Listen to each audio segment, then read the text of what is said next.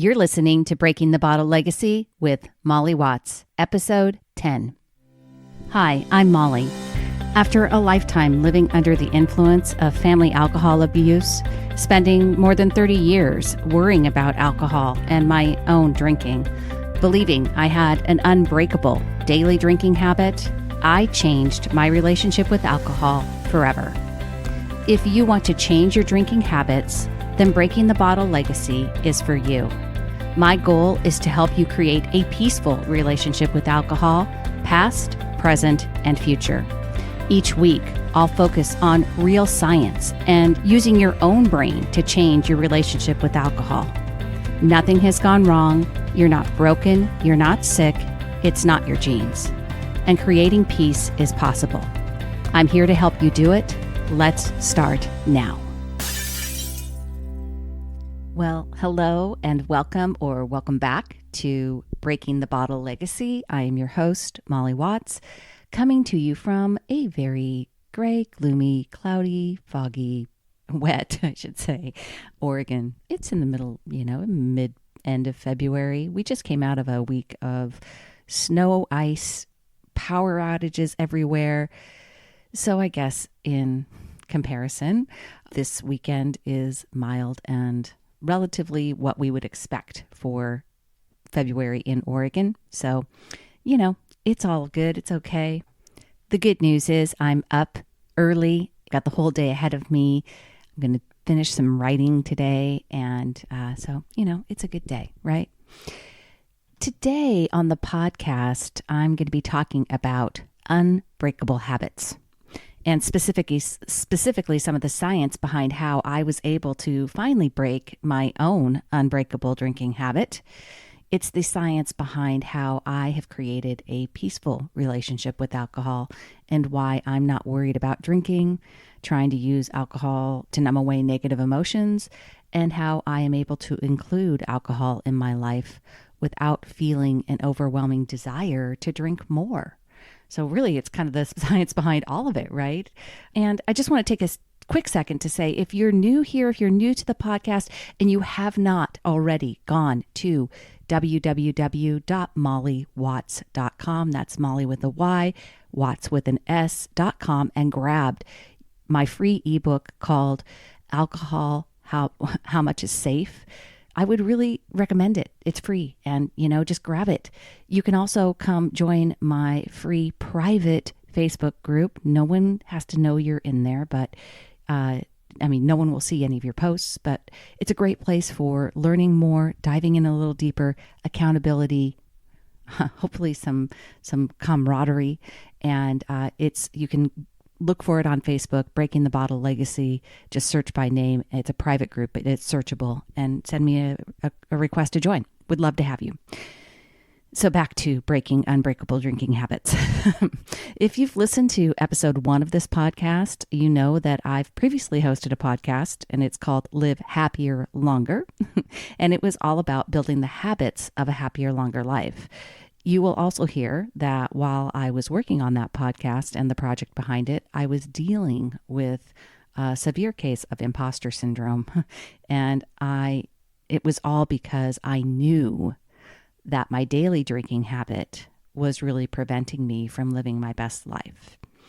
And even though I had watched my mother's life spiral downward over the last 20 years of her life and ultimately end after an alcoholic binge, I didn't want to talk about my own drinking because I genuinely believed I could not change it.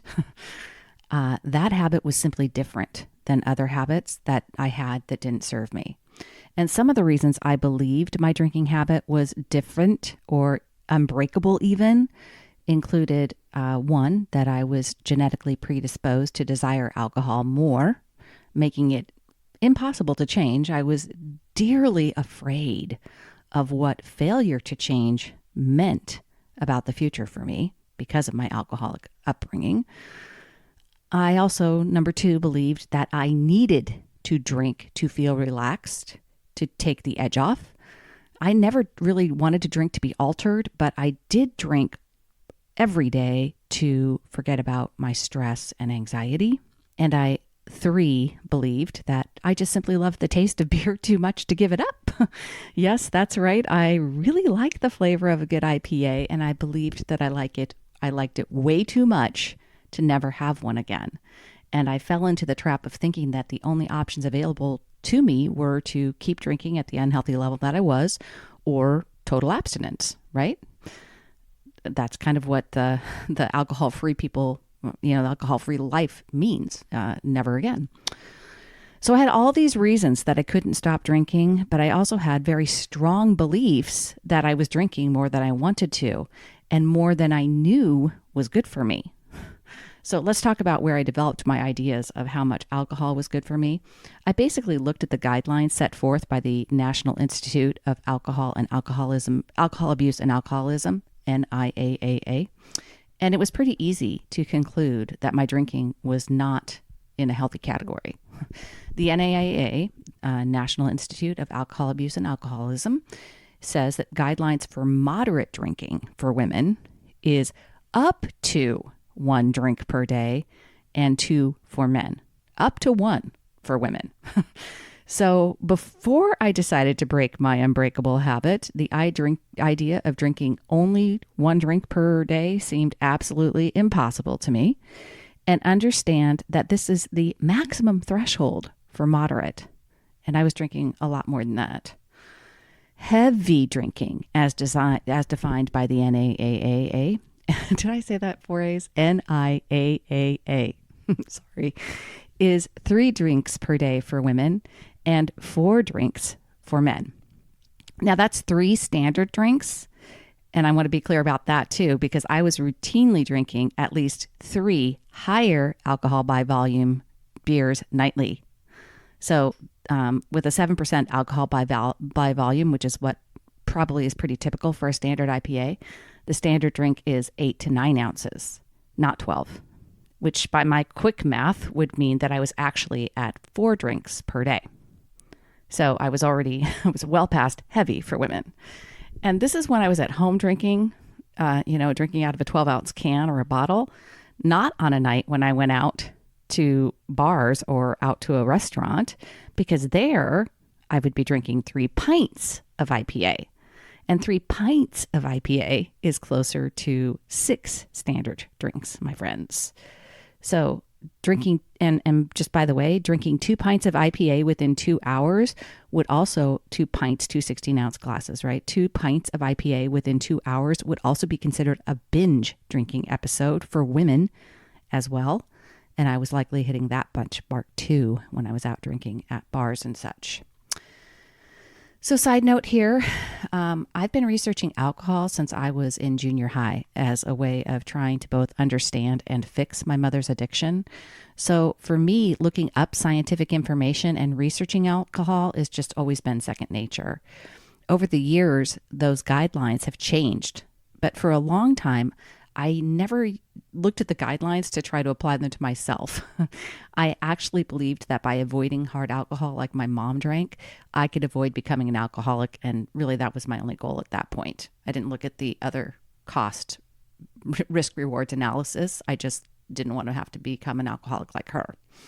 When I ultimately decided to change my relationship with alcohol, I finally acknowledged that my drinking was impacting my overall physical and mental health, and had been negatively impacting me for decades.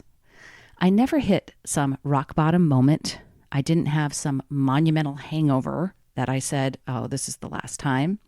I simply wanted to get rid of that cognitive dissonance that was so uncomfortable for me and was the result of all the research that I had done on alcohol throughout my life, as well as the work I had put into 5 for Life and the Live Happier Longer podcast. So cognitive dissonance, just so I don't throw out terms that are fancy without defining them, is defined in psychology as the psychological stress that a person experiences when they participate in an action that goes against contradictory beliefs, ideas, or values they hold. For me, all the knowledge I had with the self-coaching model, all the research I knew about alcohol and its health impacts, pushed me from slight discomfort to the decision to change my lifestyle to match my new knowledge of neuroscience, habits, and the negative consequences of drinking alcohol.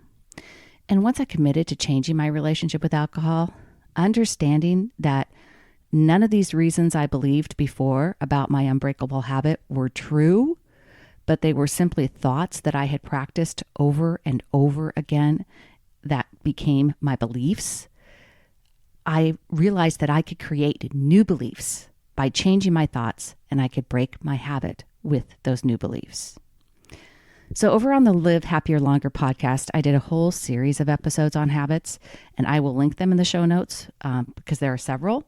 And understanding how and why our brains create habits was really important for me in changing my daily drinking habit.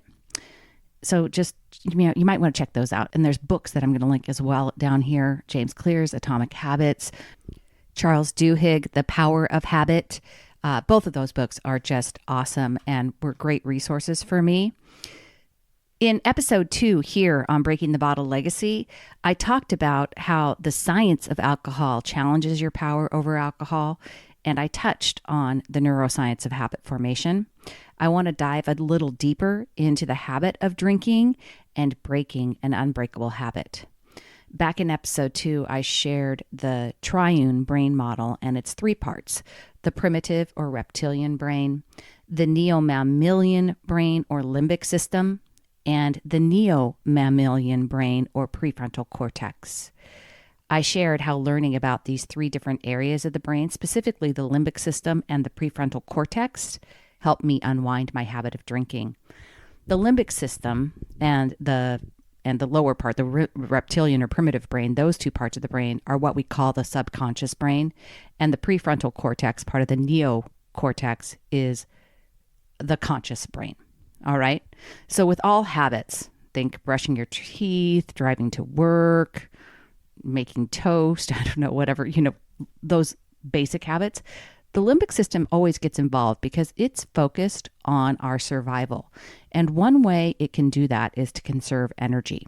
So when we repeat a pattern of behavior, the brain initiates the habit system and moves the whole routine into the limbic system where the subconscious takes over. Using our conscious brains requires more energy, and by design, our brains want to conserve that energy as a survival function so that it can use the prefrontal cortex for more advanced thinking, right? The limbic system or subconscious evolved to ensure survival of the human species, and beyond conserving energy, it's also motivated to seek pleasure and avoid pain. These 3 survival instincts, conserving energy, seeking pleasure, and avoiding pain, have been coined the motivational triad, and it is it's at the core of your drinking habit. If you think about those 3 areas, seeking pleasure, avoiding pain, and conserving energy, you can see pretty easily that alcohol, a daily alcohol habit, meets all 3 of those criteria, right?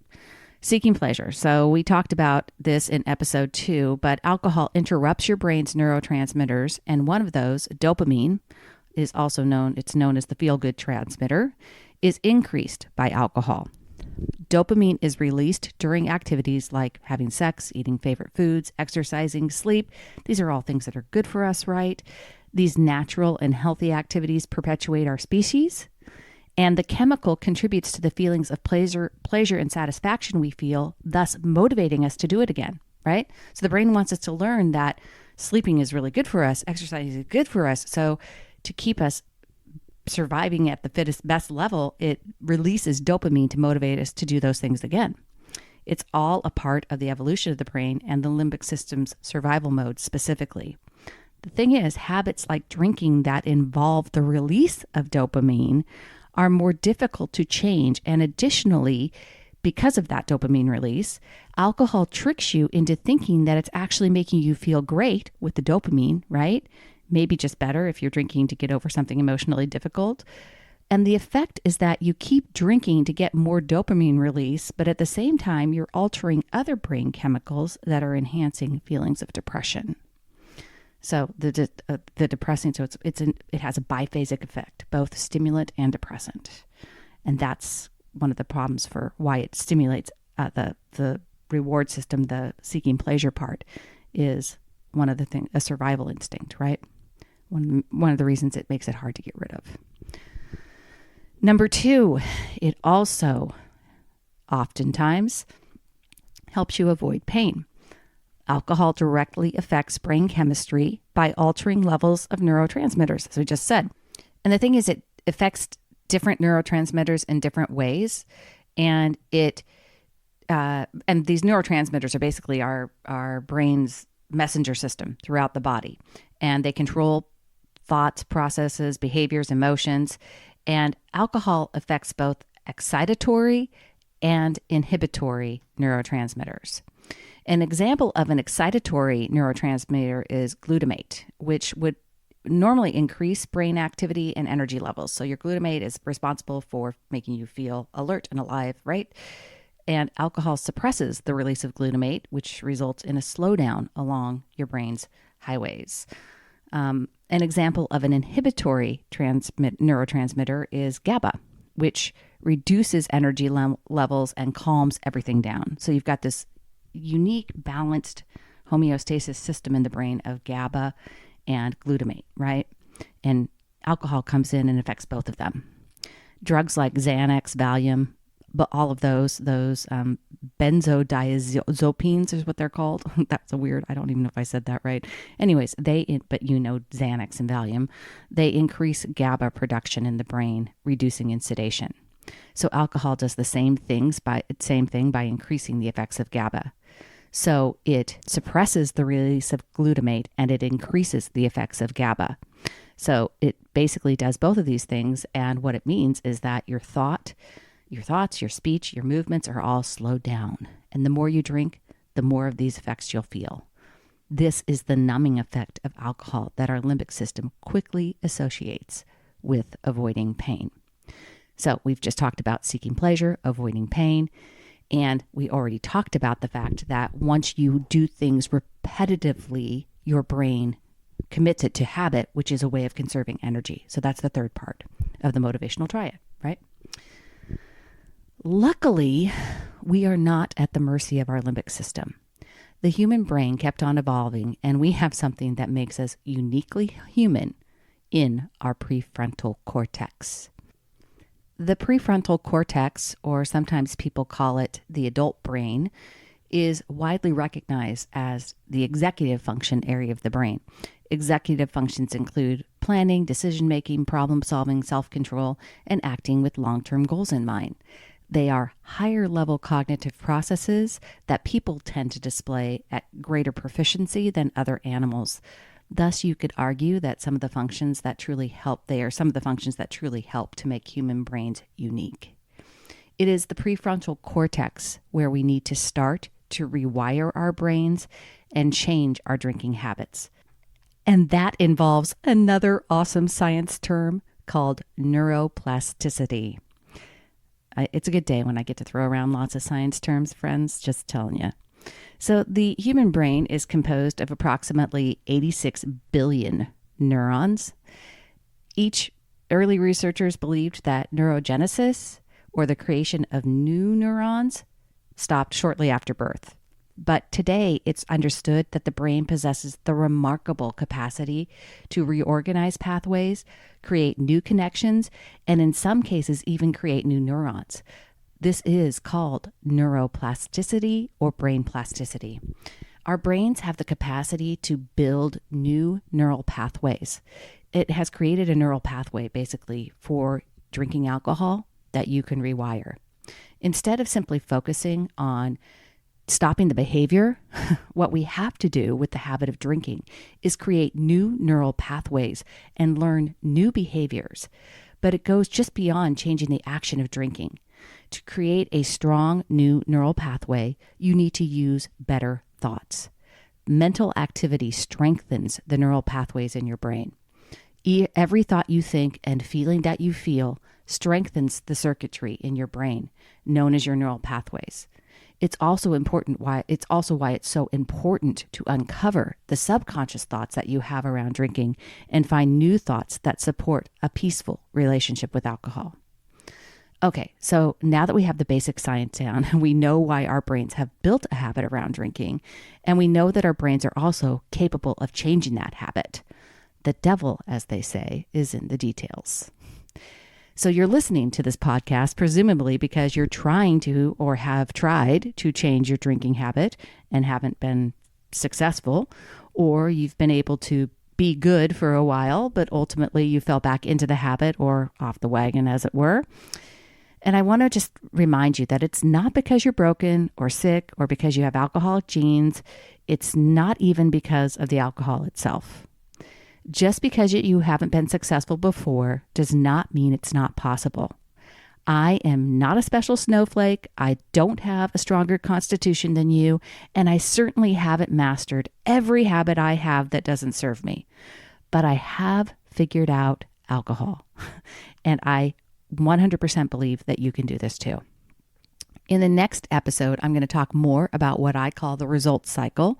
It's my spin on Brooke Castillo's self-coaching model, and it is absolutely key for changing your drinking habit and ultimately your relationship with alcohol.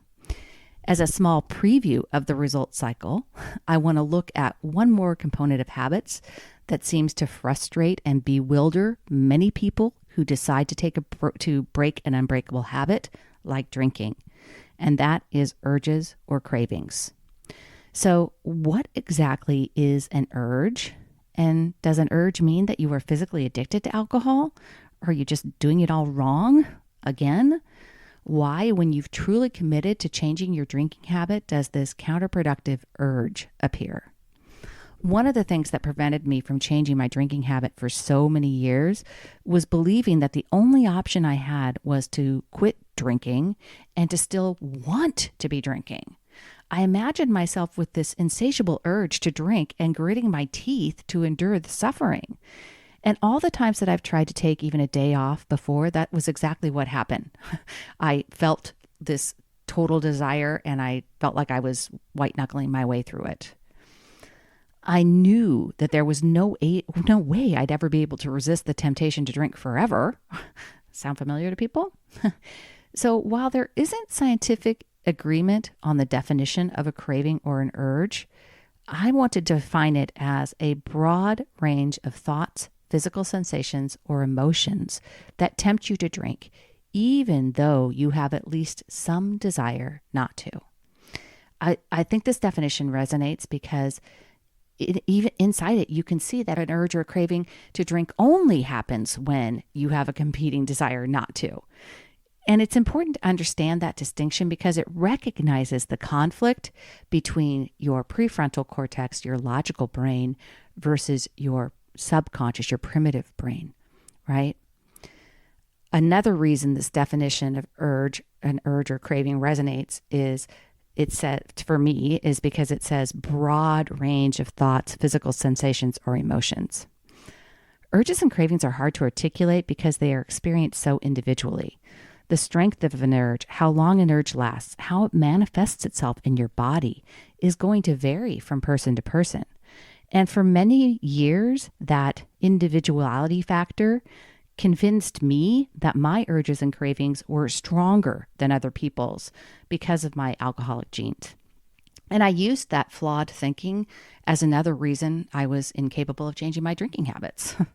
What I failed to recognize was that my cravings and urges were dynamic and changeable.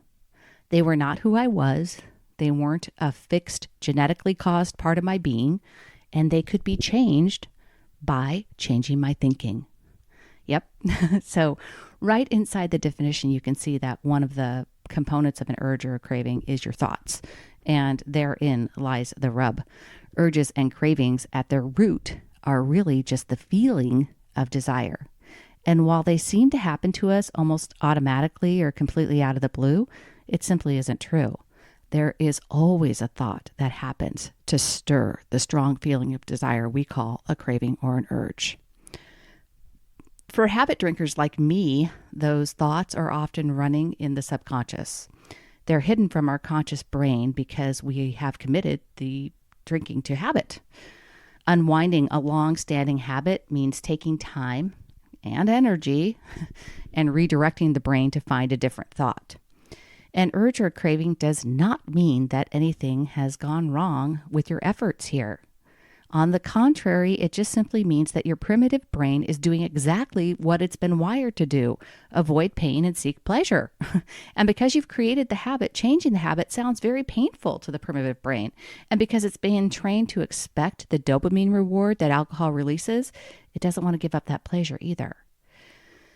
So an undesirable habit like drinking alcohol that increases dopamine really does and can seem to feel almost unbreakable. It certainly felt that way for me for many years. And one of the reasons that it seemed unbreakable was because of how I responded to those urges and cravings. And I did it only in the only ways that I knew how at the time. Number one, I reacted to them and drank. So I had an urge or a craving and I'd fulfill it, right? Number two, I resisted them, which of course never lasted very long. That's the white knuckling. Or number three, I distracted myself from drinking with other activities, but eventually I'd run out of distractions and just choose to drink some more. So regardless of how an urge feels and how ingrained a habit is, learning how to allow an urge to be there is the best way to change any habit that doesn't serve you. Allowing an urge is very different than how you've previously responded to urges and cravings. Now that you understand that an urge or a craving is actually just the feeling of desire, and because I'm telling you that your thoughts create your feelings, you can work on allowing your urges and cravings to be there without distraction or resistance. So how often have you lamented with yourself over your own lack of willpower? I know that I believed that my lack of willpower was, again, just an inherent part of my personality, thought it was who I was, right? And much like I believed my urges for alcohol were stronger, I believed that I just lacked willpower. The truth is that willpower isn't an action or an inaction in the case of breaking an undesirable habit like drinking. Willpower is actually the ability to allow an urge or a craving. The problem with most constructs of willpower are that they focus our attention on the action and on our behaviors. We are told to resist giving in to temptation as a way of strengthening our willpower. Like a muscle, we can supposedly build willpower by repeatedly exercising it, and we can weaken willpower by reacting to our urges and cravings. In reality, we change our willpower by understanding the feelings that are driving our actions. And to understand the feelings, we have to find the thoughts that are creating them. Once we find old thoughts or whatever thoughts that are existing now, we begin practicing new thoughts to create new feelings on purpose. We have unlimited willpower when we focus our attention on our thinking. And there is nothing about improving willpower that we cannot learn. Hint, hint, I've just outlined the result cycle for you. So next week's episode will be, you'll learn more. Our thoughts create our feelings drive our actions. We get the results in our lives from our actions, hence why I call it the result cycle. All right, my friends, that is a lot of information. The key takeaway I want you to hear is that you are completely capable of breaking your unbreakable drinking habit. I'm going to help you learn new ways to handle urges and cravings. We're going to rewire your desire for alcohol by changing your thoughts around it. And we're going to work on taking new actions that, because we feel differently, we're going to take different actions. Is this all going to happen overnight? Sorry, hell no. It's probably not even going to happen in a month. But I promise you that it's not going to be nearly as hard as you think it will be, and you may even come to enjoy the work and the process of change. That's possible too. All right, until next week, choose peace, my friends. Thank you for listening to Breaking the Bottle Legacy. This podcast is dedicated to helping you change your drinking habits and to create a peaceful relationship with alcohol. Take something that you learned in today's episode and apply it to your life this week. Transformation is possible. You have the power to change your relationship with alcohol now. For more information, please visit me at www.mollywatts.com.